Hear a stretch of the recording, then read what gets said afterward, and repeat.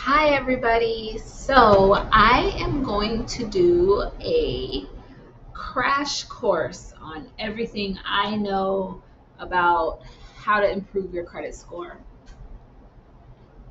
So, this is my Maximize Your Credit Score course.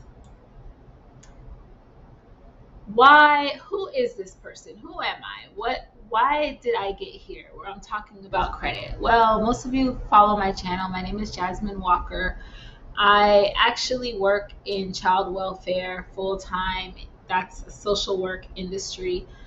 I've always had a dirty little secret of poor credit, poor money management, not understanding how credit works, not having financial education.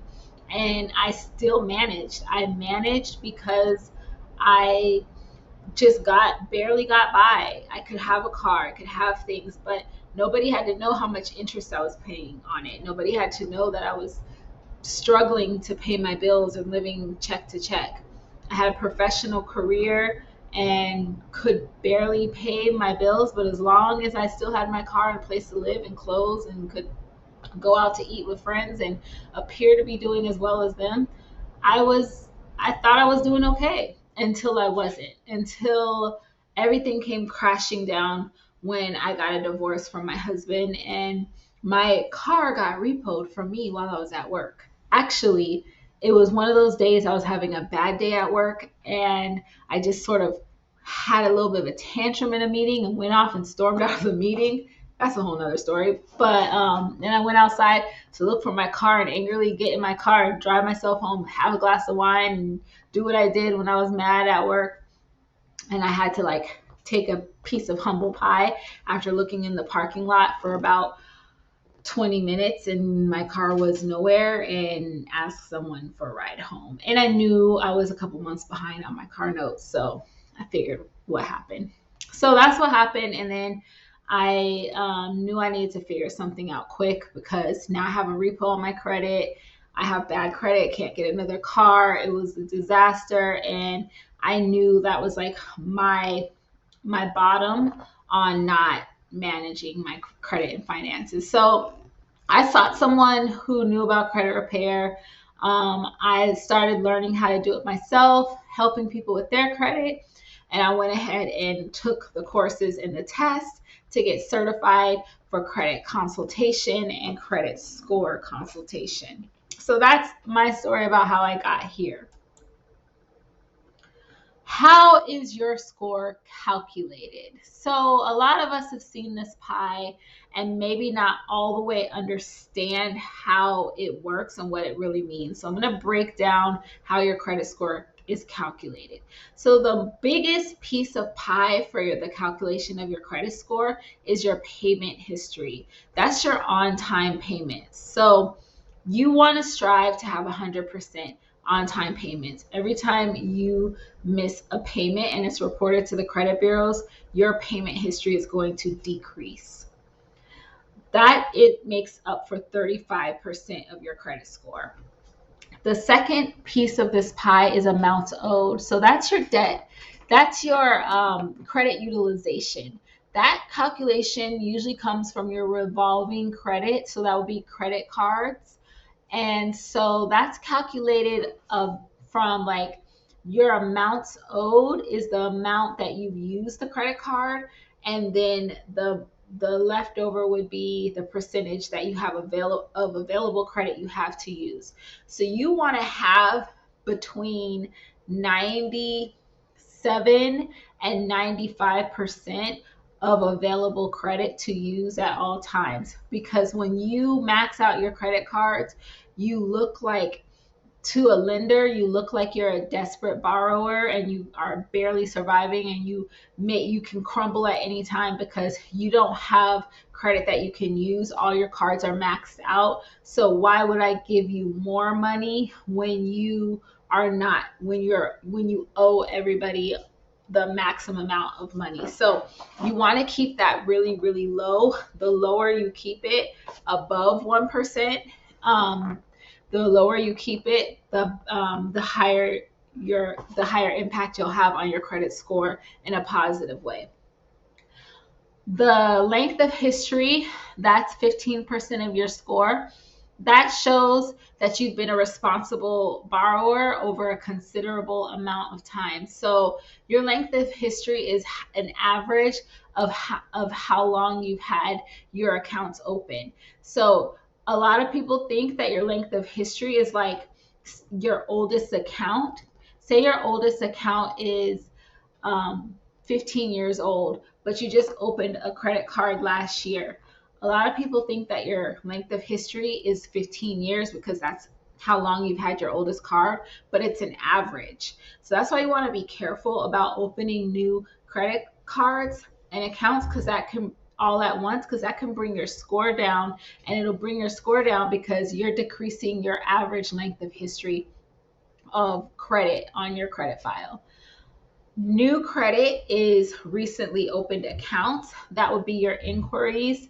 You want to keep your inquiries below 2 per year, and we're going to go over that. Types of credit is that's just having a credit profile that has a variety of different types of accounts, because it shows that you are capable of meeting the terms of a variety of different types of credit accounts.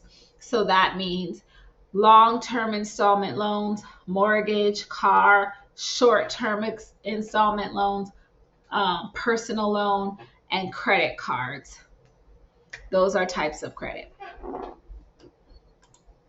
So now I'm going to break down how all these things work into your point bucket, because you can have a credit score anywhere from 350 to 850. So this is like an average, just a little breakdown of how those points could be assigned. So your payment history, the maximum points you can have on that is 192.5. That's if you pay 100% of on-time payments for 1 year. Possible 2 years. I would say go to 2 years to be safe, because your late payments actually affect your credit score for up to 2 years.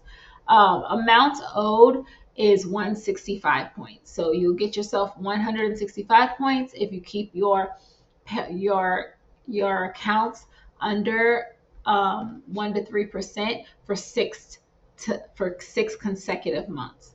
Your length of credit history, 82 points for 12 years, which is your average.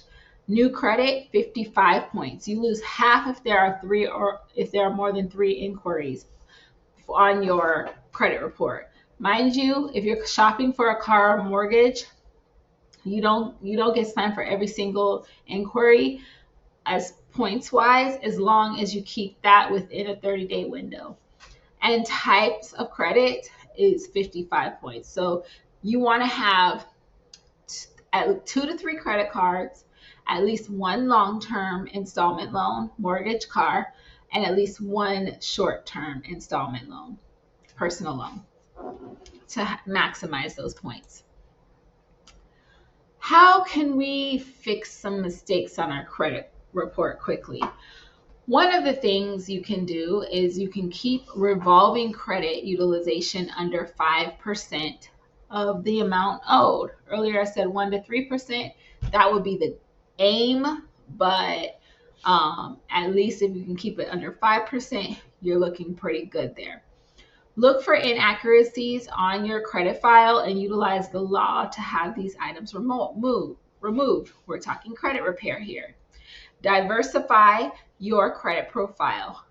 This is having the types of credit: 1 long-term, 1 installment, 1 short-term, 1 long-term installment, 1 short-term installment, and 2 revolving.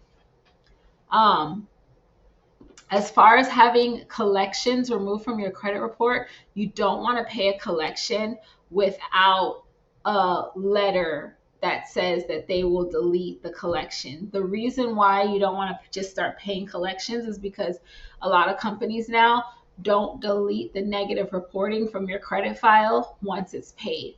So you pay the collection and the collection stays on your credit report, but you're thinking once you pay it, it's going to be removed. But that's not necessarily true. They could keep it on your credit report, so it will still have a negative impact on your credit report. It will say that the account's paid, but it'll still be bringing down your credit score. Now, to go and do credit report repair and have that removed by using a letter will be very difficult because you've admitted to the account, you've admitted to your ownership of the account, you've admitted to, you validated the correctness of the reporting of the account. You pretty much said that everything is true on the account by your payment. So that's why you want to get a deletion letter first. And if they refuse to give you a deletion, you try with the credit repair to have it removed that way, utilizing the letter of the law. And then worst case scenario, if you can't get it off that way, pay it, at least it's reporting as paid, which will be important if you were going for like a home loan or home mortgage or something like that. And then another way is you can do piggybacking, which is being added to someone's credit file as an authorized user. This is starting to not have as much of an effect on improving your credit file because lenders can see you're an authorized user, so you're not getting credit that way, but you will probably see an increase of points by having someone add you as an authorized user. I recommend this if you have like a very short credit history, barely anything reporting on your credit file, and you need something to get you points to get like a starter credit card so you can start building your own credit. But when you do this, you want to ask someone to add you as an authorized user to one of their credit cards. And you want to make sure that this credit card has a good amount of history, length of history, 10 years or more. You want to make sure they've never had a late payment and that their card utilization is under 5% of the amount owed. You also want to make sure that the company asks for your birth date and social security number, because if they don't, they're probably not going to report you being added as an authorized user to the credit bureaus. And then it doesn't make sense because it didn't do anything for your credit file. So those are some things to consider if you're going to do the piggybacking.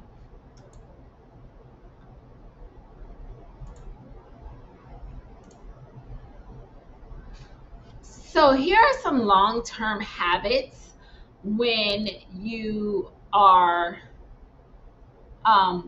here are some long-term habits if you are looking to improve your credit score. We've talked about this. Pay all of your bills 100% on time. One late payment can drop your score 50 to 100 points. Never close an account. Closing an account will hurt your credit history.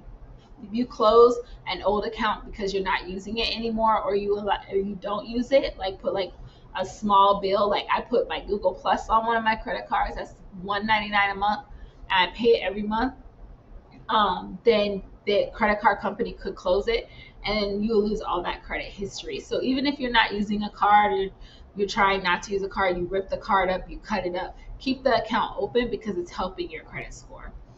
And this is where I want to talk about the FICO 10 model, the new FICO 10 model. You want to make sure that you know your statement date. And I'll do a whole nother video about how to pay your credit cards.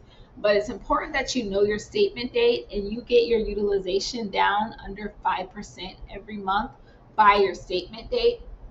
Because if you do this, then you are going to show the credit bureaus that you have a consistent pattern of keeping your utilization low. Run that car up all month, pay it when you get paid, whatever the case may be, but make sure that you low utilization reports to the credit bureaus every month, because the FICO 10 model is going to start tracking trending data. It's going to be tracking your average of your utilization. Right now, the way it is, you can kind of like manipulate your credit score by knowing when it's going to be pulled for something and making sure your utilization is low, and you can see that bump. But if you look on your MyFICO, MyFICO app is the one I like to use to look at my credit score. When you look on that and you scroll the way down, it says other scoring models, you'll see your MyFICO 10. Most people will see a much lower score there because of it tracking the trending data.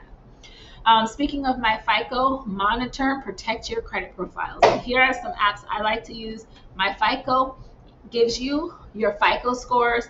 It also gives you your FICO scores for mortgage, auto, credit card, bank card, checking accounts. And Smart Credit, I like Smart Credit for credit repair reasons because I can look at each bureau side by side and see the inaccuracies that way. So that's how I use Smart Credit. Um, Experian is pretty good. It's a little bit cheaper than my FICO. You'll get your FICO score on all three credit bureaus. And if you just can't afford to pay for any app that will monitor your credit for now, you can kind of use Credit Karma, which is not accurate usually for your score because it has your Vantage score, but at least you can see what's going on with your credit through Credit Karma, and it gives you your Equifax and TransUnion, and then you can download Experian and just have the Experian information, and that way it's free because you can do the Experian for free with just the Experian information. You can fix mistakes. So here's some ways that you can fix mistakes on your credit yourself. You can write dispute letters to the credit bureaus. We're talking credit repair here. I'll do a whole nother video about credit repair, but here are some. This slide I'm just talking about different ways you can fix mistakes. Credit repair is legal. It's just challenging. Credit repair is challenging the accuracy of the reporting on your credit file, which is legal because by law, everything on your credit report has to be 100% accurate. So looking for inaccuracies and challenging or asking the credit bureaus to verify the accuracy is in your legal right to do, and also a way to get things removed from your credit report, because if they're unable to do so, they have to delete that information. A goodwill letter is good for late payments. If you've never been late before, you can always write a goodwill letter to the company where you have the late payment reporting. If you're not getting a response through writing a goodwill letter, then doing a CEO letter. I've always done them by emails actually. Works pretty good. Almost 100% work for me. And you can use like an app where you get like 5 free searches with Rocket Reach to find the CEO of the company, get their email address, and reach out to them directly. The credit bureaus have 30 to 45 days to respond to a dispute request when you are disputing, and they're legally obligated to report information 100% accurately. If the above does not work, you've tried to dispute with the credit bureaus, you can always file a CFPB complaint, which usually helps as well because the credit bureaus do not really want to have a lot of CFPB complaints, and they resolve them pretty quickly because they're required to. So I've utilized the CFPB complaint system quite frequently to help me resolve credit reporting issues. Here are some other ways you can improve your score using consumer law. The Gramm-Leach-Bliley Act requires that companies, financial institutions that you're doing business with give you the privacy policy. Most of us get them and then we just don't pay attention to it. But if you don't opt out, then you have basically consented to information sharing with non-affiliated third-party companies. It's unexpressed consent. So, but you also have the right to opt out at any time, and every company is supposed to provide you a way to opt out. And sometimes in that privacy policy, part of the policy is that if you opt out, they won't report to the credit bureaus anymore. Every company is different. You have to read the policy, but I've used this opt-out system to get things off of my credit report myself. You can go to annualcreditreport.com and request your credit report from all 3 credit bureaus free once a year. It's typically once a year, but right now, today is June 9th, 2023, and right now, still because of COVID, you can get your credit reports every week through annualcreditreport.com. You can build credit with credit building accounts like Self, which is an installment loan, short term. You set up how much you're going to pay every month, and then it reports to the credit bureaus. So you set the term, the length of the term. So say it's 2 years. Once you've met your term, they put all your money in escrow, and then once you've met your term, they send the money back to you in a check in the mail. So I like Sell for that reason, because it's also kind of like a nice little savings system, and it reports to the credit bureaus your on-time payments. They also have a secured card option. Kickoff acts like a credit card. It acts like a $500 credit card with a very low balance amount. And then there's Boom Pay, which reports your rent. If you're a renter, it reports your rent every month to the credit bureaus, which is your largest. A lot of people, their largest amount, their account. So it's kind of like mortgages report every month. Now you have your rent reporting, which can give you a pretty good boost in your score. And you can always request a credit line increase with companies you already have a relationship with, credit card companies, and don't spend it. But requesting the credit line inquiry will not be a hard pull to your credit report, because you already have a relationship with the company. It will be a soft pull that doesn't hurt your credit, and that can help your utilization. And we've already talked about credit monitoring. So debt collectors.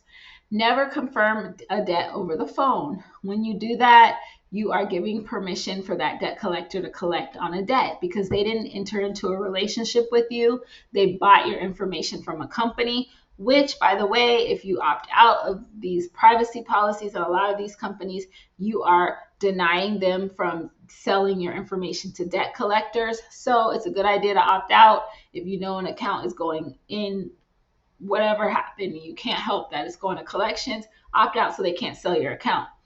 Most companies, you got to read those privacy policies. Debt can be sold to multiple collection agencies. That's why you don't want to confirm over the phone, because four different companies could have bought your information, and you're answering the phone saying you are so and so, and now they're taking that as you giving them consent or authority to collect on the account, and you may have done that with the same debt to multiple collectors.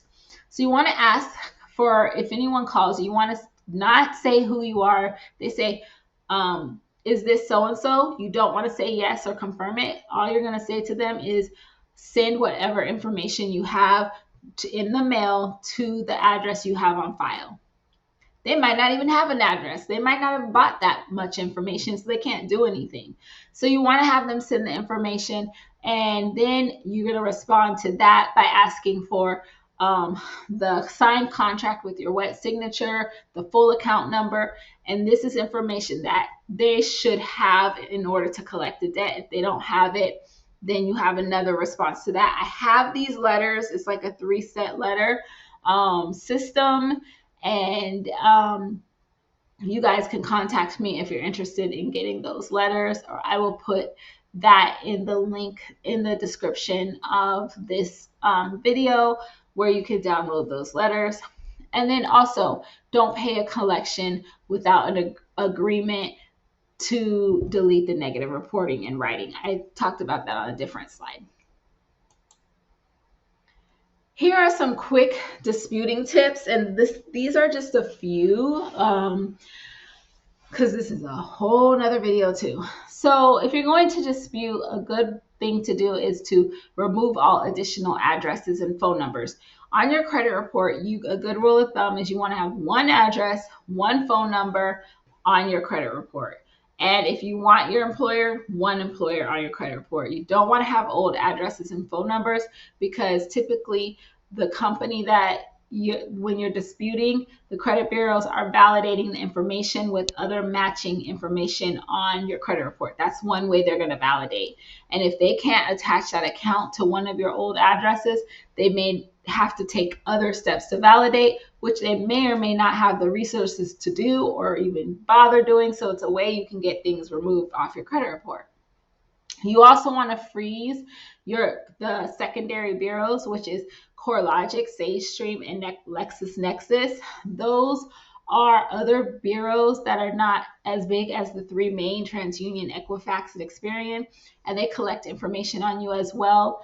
and they share it with the three main credit bureaus. And a lot of times the three larger credit bureaus are just going to check with them to validate the information. But if your information is frozen on those, then they may have to actually take the step to go to the actual lender or the company or collection company, which they may or may not have the resources to do so. So that's another way you can have items deleted from your credit report. So you want to look for duplicate information reported, inconsistent dates, inconsistent amount owed, any inaccuracy, because they will have to figure out the accurate information or delete it from your credit report. If they say that it's verified, then you're going to send a follow-up letter asking them for proof of verification, asking them to show you how they validated that information. So that would be round 2 letter. Okay, so medical collections should not be on your credit report anymore. As of July 31st, I want to say 2021, they're no longer to be reported if they're under 500. So if you have something under 500, go ahead and send that dispute in. That should be an easy one to take care of. And most medical collections are often in violation of HIPAA. So that's another way you can dispute medical collections. And there's a whole other set of letters to do that, which I will put a link in the description box to help you guys with access to those letters. All right, identity theft. So I have a video on identity theft that goes through this in great detail. But the first thing you want to do if you have been a victim of identity is to file a police report. Then you want to file an FTC report, and you want to freeze all 3 credit bureaus, your information, and let them know you're a victim of identity theft. Then you send your police report and FTC report, proof of your identity, which would be like your social security card and your license, to all 3 credit bureaus. Now, if something pops up on your credit and you can call the credit bureaus, let them know you're a victim of identity theft. They have proof in their system because you sent that information, and you let them, and you quote 15 U.S. Code 1681C2, they are required to block that information from being reported on your credit file within 4 business days. This works.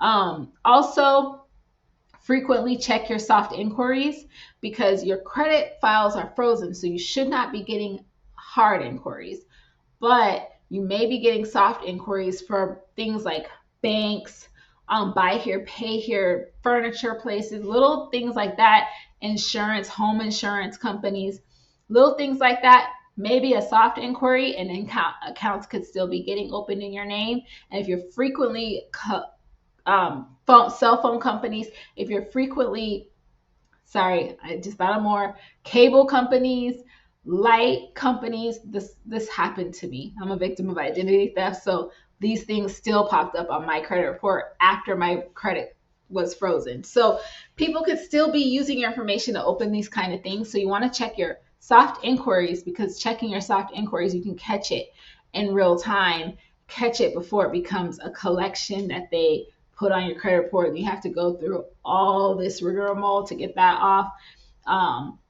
It's easier to catch it in real time. I was able to do this looking at my soft inquiries, calling the company, hey, if you just gave someone furniture in my name, that wasn't me. I'm a victim of identity theft. This person's not going to pay the bill, and let them go take care of it. In my case, they went and got the furniture, and that resolved it. So that avoided me having to deal with a collection later. So that's like a quick run through. Also, what's important about that 15 U.S. Code 1681C2, in my case, I'm building a home, so I can't have disputes on my credit. So if you are purchasing a home, when the lender pulls your credit file for a home loan, you can't have disputes on your credit file. So you can't have anything in dispute. So you want to do credit repair at least 6 months to a year before you're thinking about purchasing a home, because everything has to be resolved before. They don't want to see anything in dispute. So if you're a victim of identity theft and something pops up, you don't have the 30 days for that dispute. You need it off right away. And in my case, because I went through these steps, I was able to call when I saw the collection on my credit report, and it was taken off that same day. So that's been a really, really helpful tool for me. So I hope this crash course wasn't too much all at once and give you a brief, like an overview of what kind of you can do and what goes into like working on your credit. I will be breaking this stuff up into digestible nuggets to go more in depth in all the different sections. If you want to go ahead and follow me by subscribing so that you get a notification when I post or upload again. And I hope everyone has a great night. Bye. Hi, everybody. So I am going to do a crash course on